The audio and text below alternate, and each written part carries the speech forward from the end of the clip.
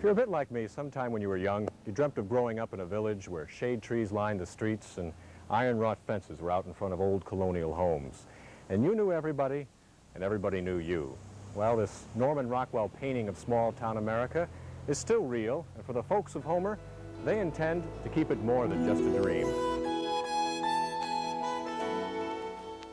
It's nice to be able to go in the hardware store if you've forgotten $1 and say, I'll be back down in a half an hour, or I'll be in tomorrow or next week or whatever it is, and they say, sure, go ahead, we'll see you then. Homer just seemed to be a little bit of New England stuck in central New York. Sort of a sleepy, slow town. Lovely. I hope the people in Homer appreciate what they've got here. It's a great little village, really a great little village.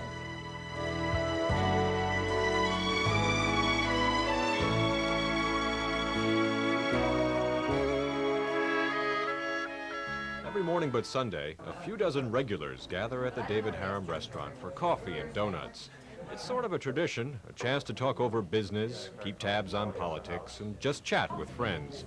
And when it's time to be off for work, they play a game to see who will pay for the coffee. H-I-J-K-L-M-N-O-P-Q. Oh, who's on? You? I'm on.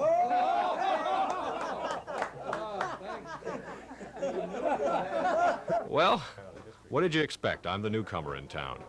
By the way, the namesake of the restaurant, David Harum, is a character from the 1800s, a horse trader who thought up the Cardiff Giant hoax. No wonder I got taken.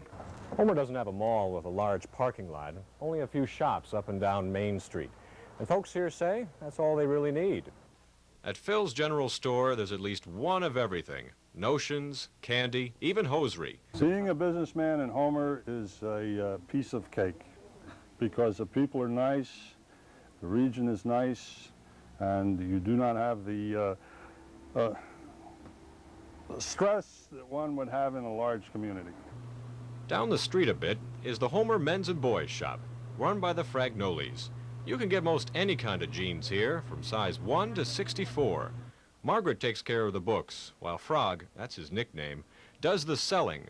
Frog is a bit shy when it comes to talking about his work, unless someone disrupts business. When they were installing the sidewalk, he was the only merchant that gave him such a rough time, and he asked that they put in the sidewalk at night when he was closed so that it wouldn't interfere with customers coming into the store. So because of him giving them such a rough time, they installed this plaque in his honor.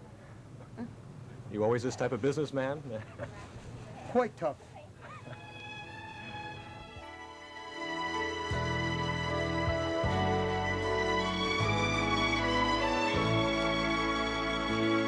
Homer dates back to the 1790s. The well-kept houses stir thoughts of who might have lived here 100 years ago.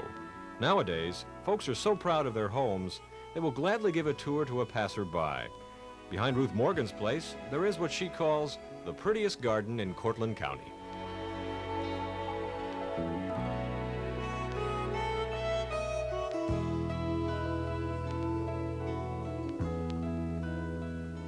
From the time the snow goes until the time the snow comes again, there's something blooming at all times, beginning with the snowdrops and ending with the asters. I have an open policy.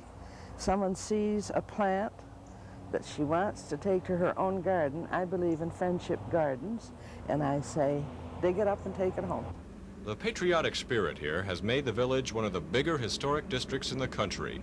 But civic pride can also mean an occasional scrape or two, like the time Niagara Mohawk wanted to replace the antique street lamps with modern ones. We fought those upside-down bedpans that go way up in the air like this and hang over. No, they're hideous. They're just hideous, and nobody wants a little bit of village like Homer. So we said a big organization like yours ought to be able to furnish something charming and suitable to the little villages.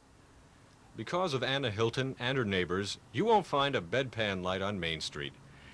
A little more than 4,000 people live in Homer. It hasn't grown too much over the years, but recently a new wave of young families has moved in. And as Tuffy Northrop says, it's a good place to raise kids. People care. The school system is good and it's small. The teachers are your neighbors, the principals are your neighbors. It's just a really good environment. What is good about Homer, what is lasting, is quite a separate thing from the homes, stores, and Village Green, handsome as they are. It is the spirit of the people, each of them, and at the same time all of them, which makes Homer what it is, a nice place to live.